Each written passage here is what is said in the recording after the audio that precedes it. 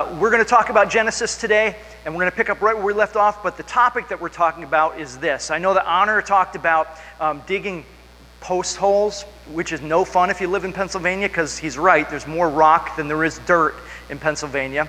But, you know, digging post holes all day, because I've done that, even actually just recently even, it's a struggle, but it's a struggle of life, right? Like work is a struggle, marriage is a struggle, raising children is a struggle. You know, the things we deal with on a daily basis, right, are a struggle. It's just one of the things about life. And we all have struggles, and struggles are frustrating, right? And struggles are sometimes painful. But, you know, the truth is they generally come and go. Like, you know, you have a struggle one day, or you have a season of struggle, and like the next week it's over, or maybe the next month it's over, or something like that. But generally, struggles come and go. But true hardship is different.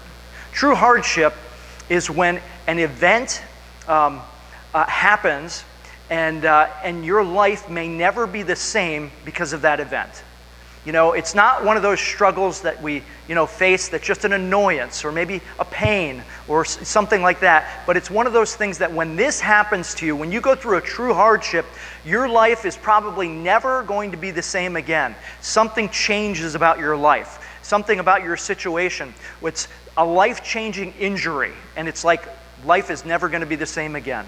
Or maybe a life-changing illness, and it's like everything is going to change now. Maybe it's a parent's divorce, if you're a child, right? Growing up in your parents' house and your parents get divorced, and it's like life for us has just changed as we know it. It's never going to be the same again. We're going to share two houses. We're going to go from place to place. We're going to struggle for stability and where we belong, and we're going to be in the middle, and we're going to be torn, and this is not going to be the same as it was up until this point, right? Or maybe the death of a spouse. You know, you're relying on your spouse, the two of you together, and you're getting old and one of them dies. Or maybe you're not even getting old, you're young and your spouse dies, and now you have to raise the children by yourself, or you have to manage your own household, or you have to go on and support yourself, and things are going to be different than they were before that happened, right? True hardship can drastically change the trajectory of your life, which is different than all of those struggles and frustrating things we experience. You know, you experience struggles every day or every month or every year, but true hardship, you know, that doesn't come every day or every month or every year, but when it does come, your entire life changes. And when we experience this kind of hardship, regardless of who's at fault or whose fault it was, right? Whether it was your own fault, whether it was somebody sinned against you, whether it was nobody's fault, where it was maybe just a disease or a car accident or something else, right? And it changes your future. Regardless of whose fault it is, though, the question that we usually jump to is, why? Why? Why would God allow this to happen? Right? That's generally the first question, and the question that many people get stuck on, and it's the question that really erodes our faith sometimes, because we jump right to that question, why? And there are actually other questions that we can ask also, but the problem with jumping right to the question why is that why is usually the last question that we have answered.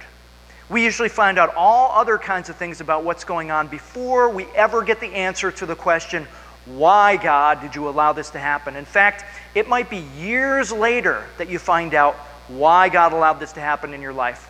And maybe even sometimes you never find out on this side of eternity. You don't find out until after you die why it was that, you know, this happened to you, that you suffered this hardship in your life.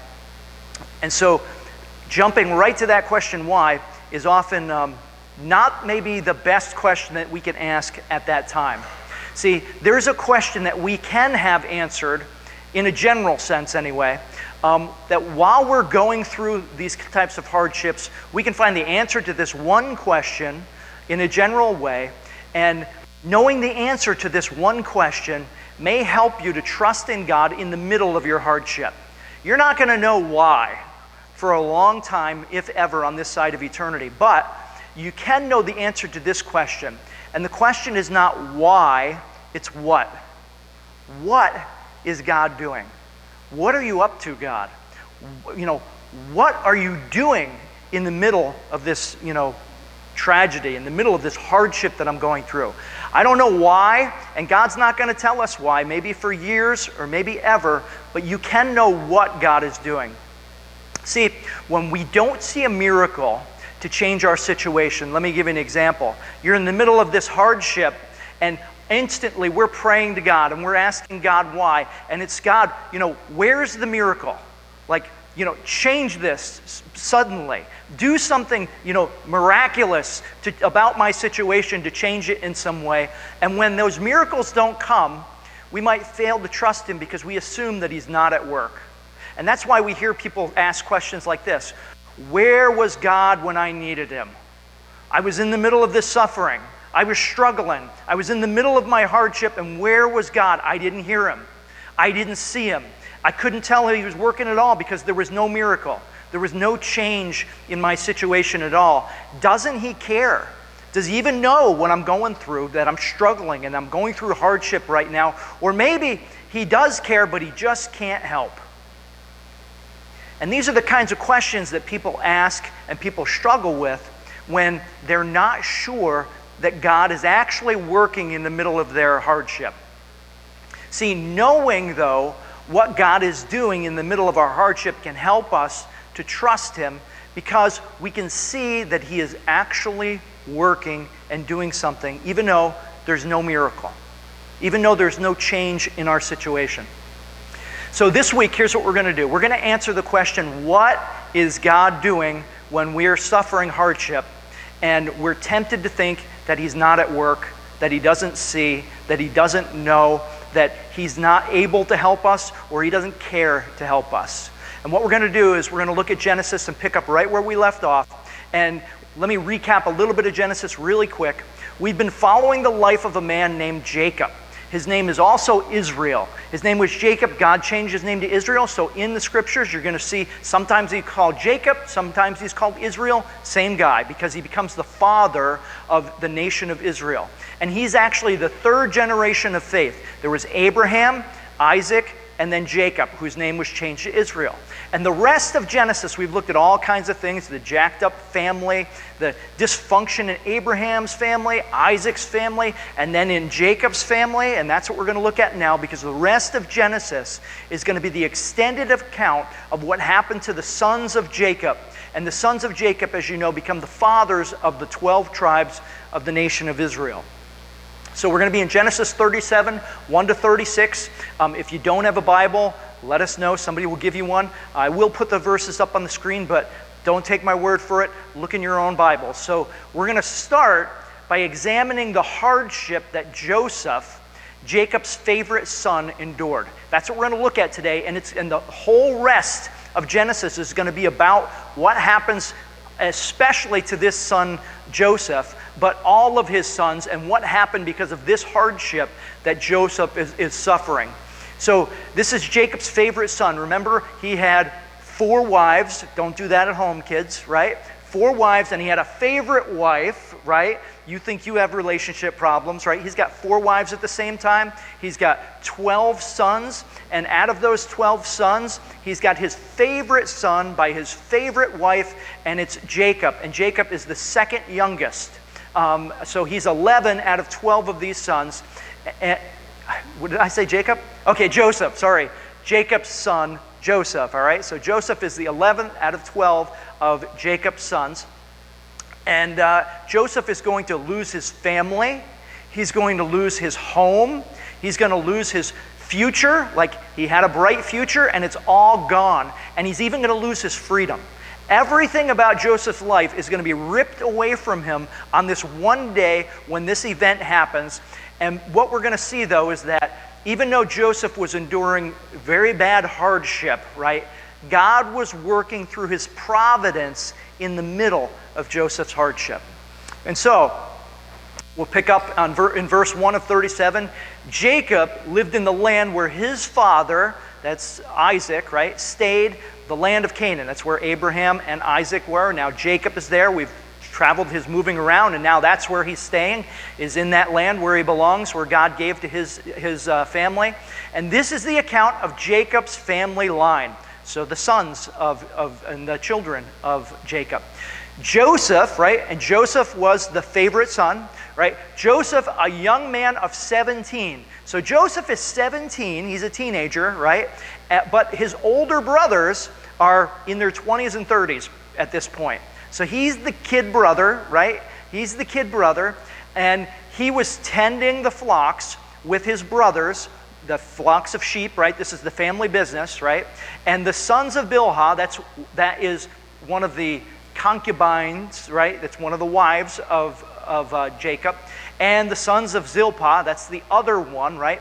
His father's wives, and he brought their father a bad report about them.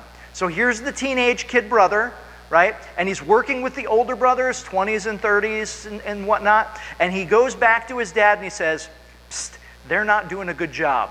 Or they're goofing around on the job. Or they're doing whatever. But he brings a bad report about his older brothers. So this is the favorite son of dad coming, and he's like the tattletale, right? Tattling on his older brothers, all right? And already, he's not their favorite. They don't love him too much because of the dynamic in the family, because there's 4 brothers. You know, the other brothers were not the favorite wives' sons, but he was. Now Israel, right, that's Jacob, loved Joseph more than any of his other sons. Now, you'll remember that the preference, right, that playing favorites in Jacob's family, right, between him and his brother Esau, created all kinds of sin and all kinds of division in his family. Well, he's repeating the same sin of his mother and father because he's got a favorite himself, right? Joseph is Jacob's favorite, all right? So he loved Joseph more than any of his other sons because he had been born to him in his old age, and he made an ornate robe for him. When his brothers saw that their father loved him more than any of them, they hated him and could not speak a kind word about him. Now let's remember, his older brothers, are they dangerous men? They kind of are. Remember, 2 of them, what did they do? Their sister Dinah was raped, and rather than getting revenge on the man who raped them or getting justice on the man who raped her, what do? They slaughtered an entire city of men, right? And so they become mass murderers, right? They went way overboard, right? They went for vengeance, not for justice. And these are the older brothers that hate their younger brother because of the preferential treatment, because Jacob loved Joseph more than any of the other brothers. So is this a dangerous dynamic? Absolutely. Is there going to be dysfunction in this family with 4 wives and sons from all 4 wives, and then treating some, better than others? Treat all of your children the same, right? Some kids are easier to get along with. Some kids are more pleasant. Some kids are more like you or more like your spouse. But regardless, treat them all the same. Love them all the same, right? So anyway, this is what's going on. So the brothers hate him. And Joseph had a dream. So we're led to believe that this dream comes from God. And the reason why is because this dream comes true, right? So Joseph has a dream, and it's from God, and it's about the future, but it's about the way future, like way in the future. God lets him in on what's going to happen in his future and what his future is going to look like. And the problem is, he loves what this picture of the future looks like, and his brothers hate it. And this is going to cause more division, but the funny thing about this is this, that if he got to choose, if Joseph got to choose, he would say, yes, that's a future I want. But if he saw what it took for him to get there, he might change his mind. And his brothers don't want that future, and they're going to try to stop that future from coming true. But the truth is, once they get to there and experience that future, even though they tried everything to stop it, they're actually going to be glad for it, which is the exact opposite for both of them, right? So Joseph had a dream, and when he told it to his brothers, they hated him all the more. He said to them, listen to this dream I had. When we were binding sheaves, and sheaves are like bundles, so they're bundling up the grain, and a bundle is called a sheath. And so we were binding sheaves of grain out in the field when suddenly my sheaf rose. So his stands up, at attention, right? And stood upright, while your sheaves, all of his brothers, right, bowed down to mine. almost like I was a god and you were all worshiping me. Or I was a king and your chiefs were all bowing down and, honoring me. Now, how does that go when, Joseph is the favorite brother and the older brothers are out working and he's the tattletale, and it looks like he's the one, even though he doesn't deserve it, is going to be the one that inherits maybe the father's business, and he's going to be in charge. And they're thinking, oh boy, quite a future that is. We're going to be ruled by our younger brother. Our younger brother, our kid brother, who's tattling on us, he's going to be the one in charge of the business, and we're going to be working for him. He's going to be the one in charge of the family, and he's going to be reigning and making the commands over us. So his brother said to him, do you intend to reign over us? Will you actually rule us? Right? And they hated him all the more because of this dream and what he had said. Then he had another dream, and he told it to his brothers. Listen, he said, I had another dream. So God gives him another dream with basically the same point and the same picture of the future. And he says this, I had another dream, and this time the sun and the moon and 11 stars, 11 brothers, right? And they were bowing down to me. Wow, that's great, right? And so when he told his father as well as his brothers about this dream, his father rebuked him and said, what is this dream you had? Will your mother, right, this is the sun and the moon, right? Will your mother and I and your brothers actually come and bow down to the ground before you? Right? They can't imagine the audacity, the nerve of this kid, right? But this is actually a revelation from God of the future that he's receiving in this dream, right? Of what the far future looks like for him, right? And his brothers were jealous of him, but his father kept the matter in mind. His father understands the matter. Okay, there's something going on here. My sons, they're dangerous guys. I mean, they killed a whole town, right? They became mass murderers, the two oldest ones, right? Or two of them, not the oldest. And so he's, considering this, right? But does he do anything? Does he change his ways? Does he protect his son or anything? No, he doesn't, because there's dysfunction in that family, just like there's dysfunction in a lot of our families, right? Now, his brothers had gone to graze their father's flocks near Shechem. Shechem was the city, remember, where Dinah was raped and where they killed all the men, right? And Israel said to Joseph, as you know, your brothers are grazing the flocks near Shechem. Come, I am going to send you to them. Very well, he replied. Was this a good idea? I'm going to send, your brothers are out working, you're at home with me. I'm going to send you like a supervisor to go check on them, see how things are going, and come back and bring a report to me, out there in the far away from here, where it's just you guys out there, right? Not a good idea, right?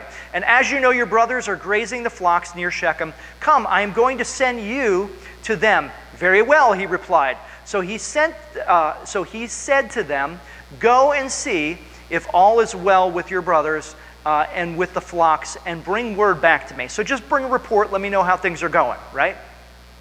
Then he sent him off to the valley of Hebron, where Joseph arrived at Shechem. So he's looking around and his brothers aren't there. And I'm sure that after everything happens to Joseph, that he's going to wonder to himself, man, if only my father hadn't sent me. Man, if only I hadn't found that man there when I couldn't find my brothers. If that guy wasn't there, and if they didn't know where my brother went, right, then none of this would have happened, right? So he sent him off to the valley of Hebron, and when Joseph arrived at Shechem, a man found him wandering around in the fields because he couldn't find his brothers there, and asked him, what are you looking for? He replied, I'm looking for my brothers. Can you tell me where they are grazing their flocks? They have moved on from here, the man answered. I heard them say, let's go to Dothan. So the man knew where they went, and the man just happened to be there when Joseph couldn't find them, and told them where they went. And so Joseph went after his brothers and found them near Dothan.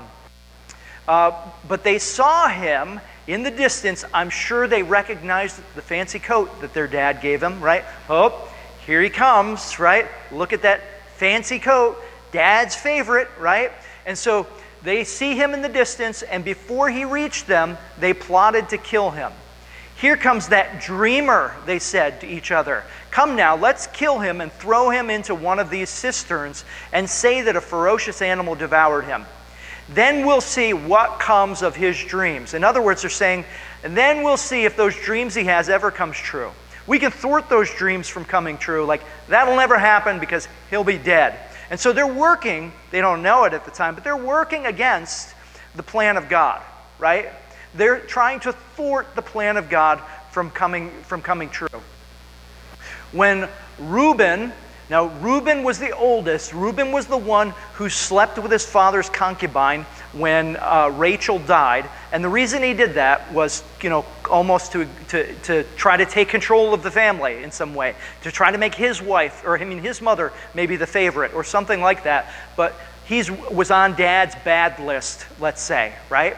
And so he doesn't want, to jeopardize his position, I guess you could say, as the one in charge because he's the oldest. He's responsible for the safety of his brothers and things like that, and he doesn't want to go back to Dad, with anything bad happening. So when Reuben heard this, he tried to rescue him from their hands. He says, let's not take his life. He said, don't shed any blood. No, don't kill the kid. Like, maybe we'll just rough him up a bit. Right? Maybe we'll just give him noogies till he cries, maybe we'll beat him up a bit or something like that, but don't kill him. We're not going to kill him, right?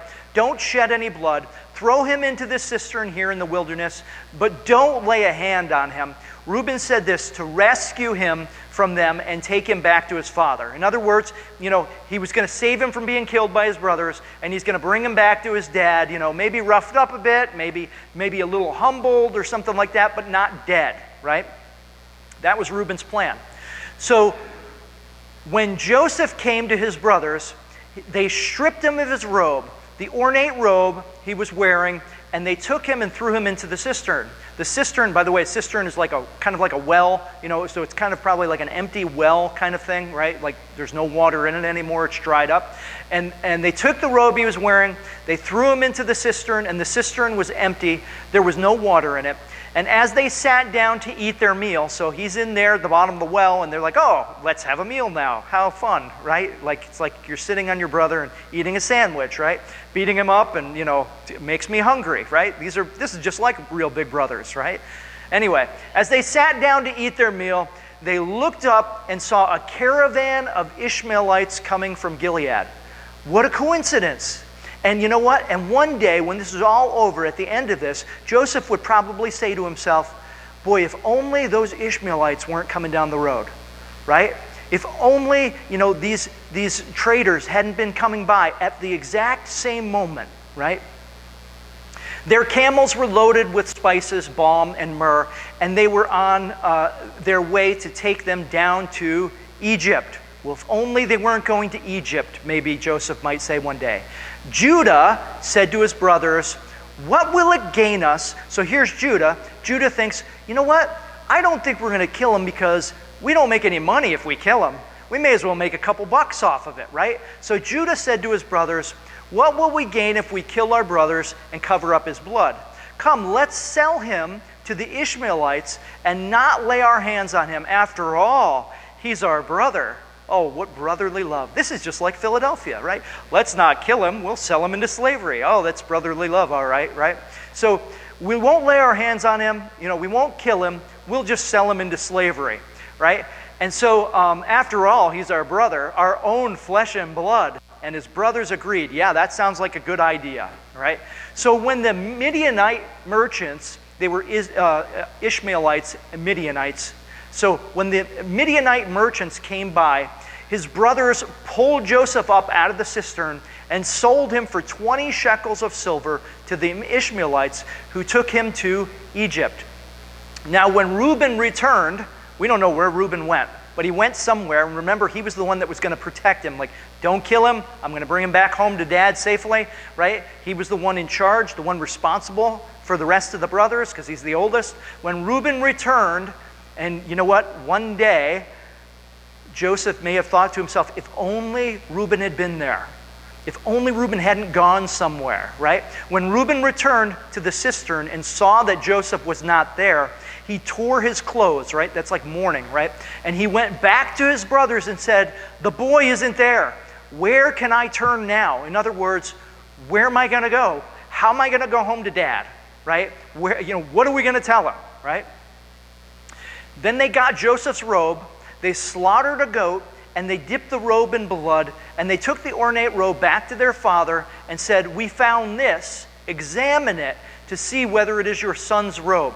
He recognized it, and he said, "It is my son's robe. Some ferocious animal has devoured him. Joseph has surely been torn to pieces." So they don't tell him what happened. They just let him form his own conclusion about what happened to their son, or what happened to his son, right? What happened to their brother.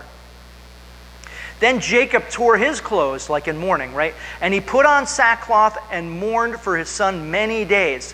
All his sons, including all of them that knew what happened, all of them that were involved in what happened to him, and his daughters that probably didn't know what happened, right, came to comfort him, but he refused to be comforted. So they're comforting their dad when they're the ones responsible for what happened to him, right?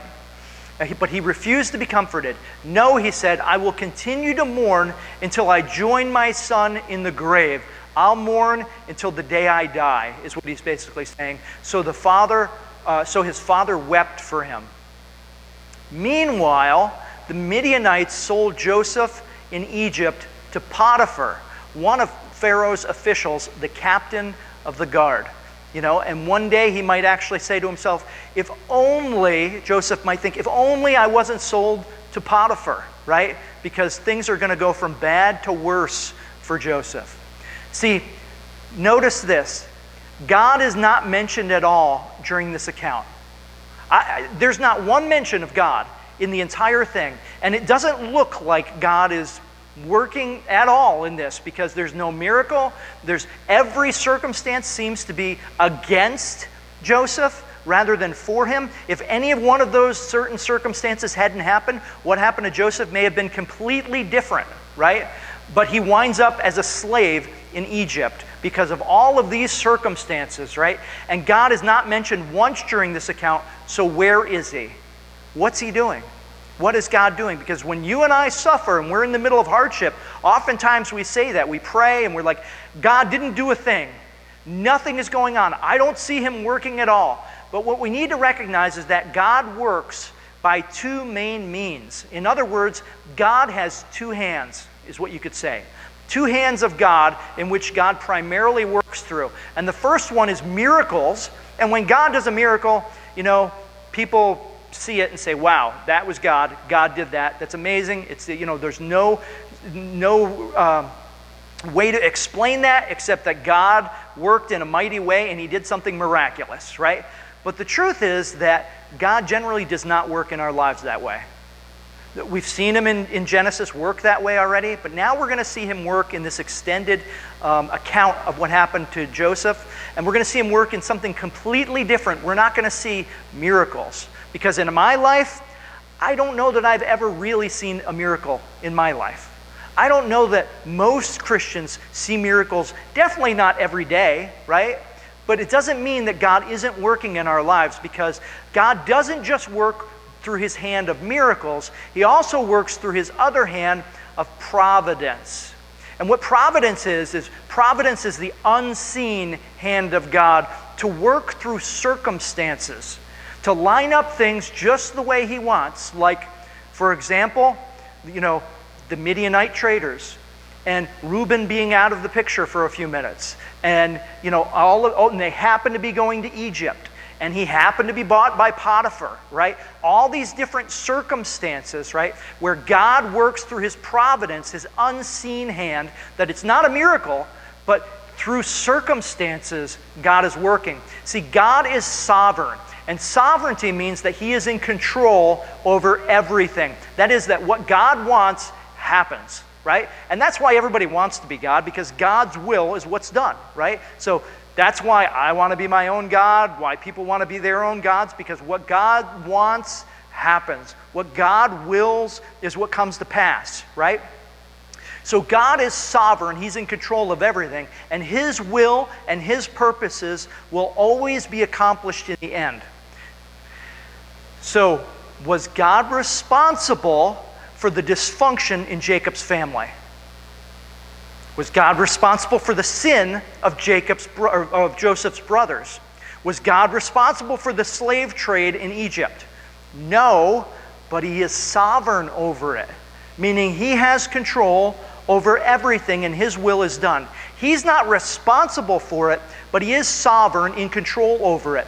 See, people are responsible for their own actions, but God is sovereign over people's actions. Let me show you what I mean. The best way that I can explain this is this.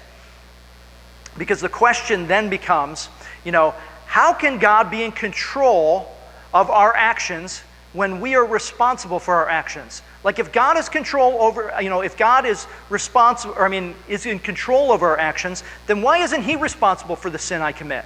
Why isn't he responsible for this? Why isn't he responsible for that? For what happens? And the reason why is because God has given us free will. But just because we have free will doesn't mean that God is not ultimately in control and his purposes and his plan comes to pass. And the best way I can think of to explain this is like this. If anyone has ever played chess, right? It's like we pieces are responsible for our own move. If you know all the pieces in chess and how they move, the horsey, right? The knight, right, moves like an L, and the other one, the queen, can move any direction, and, like the rooks move just straight lines, and other ones move diagonally, and the pawns can go this way unless this happens, right? That all of us have free will, and we are responsible for our own moves, our own action, our own sin, and whatever we do in life. We have free will and we are responsible for it, but God owns the chessboard. God owns the chessboard, so all God has to do is move us into the position that he needs us to be in to accomplish his will. And we are responsible for our moves, but God ultimately has his will done. So if he needs, somebody to move straight ahead, he can move them into the position where they're going to do their will, and they can do their will, and they are responsible for what they've done, but yet God's will and purpose is ultimately accomplished by their move. Even if their move, they think, thwarts God's purposes, it can still accomplish God's purposes, right? Because he owns the chessboard, or the checkerboard. The chessboard is what I meant to say. But anyway, so God was at work through his providence, right? His unseen hand, through circumstances and the circumstances of our lives, even though we don't see it, even though it's not miraculous, even though we may not, recognize it at first. But he was at work through his providence to accomplish his plan, right? He was at work through the dysfunction. He wasn't responsible for it, but he used it for his plan and purposes. The dysfunction in Jacob's family, for the sin of Joseph's brothers, for the man that happened to be out in the field and happened to know where the brothers went, right? For the location and the destination that the merchants, that the slave owners, right, were the slave traders where they just so happened to be there so that they could buy Joseph, and just so happened to be going to Egypt so that they could sell him there to Potiphar, and who it was that bought Joseph, which was Potiphar, right, in Egypt, the captain of the guard. See, God's prophecy to Abraham was fulfilled, or is going to be fulfilled through what just happened. And we're going to look at that. And we're going to look at Joseph's understanding of what his brothers did and what God was doing through it. See, when God moves through his providence, when all of these things happen, there is often a micro and a macro level. In other words, what happened to Joseph had implications for him and his family, but it had bigger implications too that he had no idea at the time about. But us looking back now, we can see what God was doing. So let me show you this. So here's the big idea of where God's plan is going and why it was that God brought Joseph into slavery in Egypt. This is the big plan, the big idea, I guess you can say, that Joseph had no idea about, but you and I can look back and see. And it came from Genesis 15, 13 and 14 and verse 16. And this is what God prophesied, this is what God told Abraham would happen to his family. And so now Joseph is Abraham's great-grandson, right? And here's what he said. Then the Lord said to him, that's Abraham, the Lord said to him, know this for certain, that for 400 years your descendants will be strangers in a country not their own, and that they will be enslaved and mistreated there. And where was that country? We know now, Egypt, right? They were enslaved and mistreated there, and then in the next book of the Bible, called the Exodus, is when God brings them out through, using Moses, right? And he says this, I will punish the nation that they serve as slaves, and afterward they will come out with great possessions. In the 4th generation, your descendants will come back here, back to Canaan, the promised land, where they were when Abraham received this prophecy. For the sin of the Amorites has not yet reached its full measure. And so we know now, looking back, that this was part of God's macro plan for his nation of Israel. But Joseph had no idea about that at the time. He had no idea, and he wasn't going to be alive to see that come to pass. Here's what Joseph did know about what his brothers did to him, but what God was doing through it. At the end of Genesis, this is like the key verse for the whole rest of Genesis. At the end of the account of Genesis, where Joseph is suffering, here's what he says at the end of it, where he's in charge, he's a second in command in Egypt, and his brothers come to him, right? His brothers know that it's him. Their father dies, and he's afraid that that Joseph is going to take revenge on his brothers for what they did to him. And here's what he says: you intended to harm me. In other words, you intended evil toward me, but God intended it for good, to accomplish what is now being done, the saving of many lives. In other words, what happens is Joseph recognized that, you know what? Through all this, I recognize that you meant it to me to be an evil, right? That was your move on the chessboard, right? You moved for evil, but because God owns the chessboard, he intended that move for his purposes and the good and saving of many lives. See, Joseph realized that the evil his brothers did to him was being used by God to fulfill his good purposes and plan, right? Well, what about us?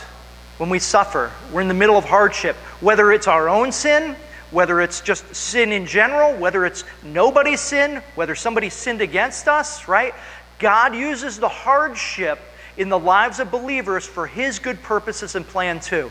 And that's what Romans 8:28 and 29 tells us. For those of you who've read Romans before, if you were a believer, this is what the Apostle Paul says about the suffering and the hardship that we go through. In fact, he says it about everything that we go through in this life, in the Christian life, including hardship and pain and those kinds of things. He says, we know that in all things, including betrayal, including death, including disease, including tragic injuries, including things that disrupt your life until the day you die, right? Things that change your future and your direction.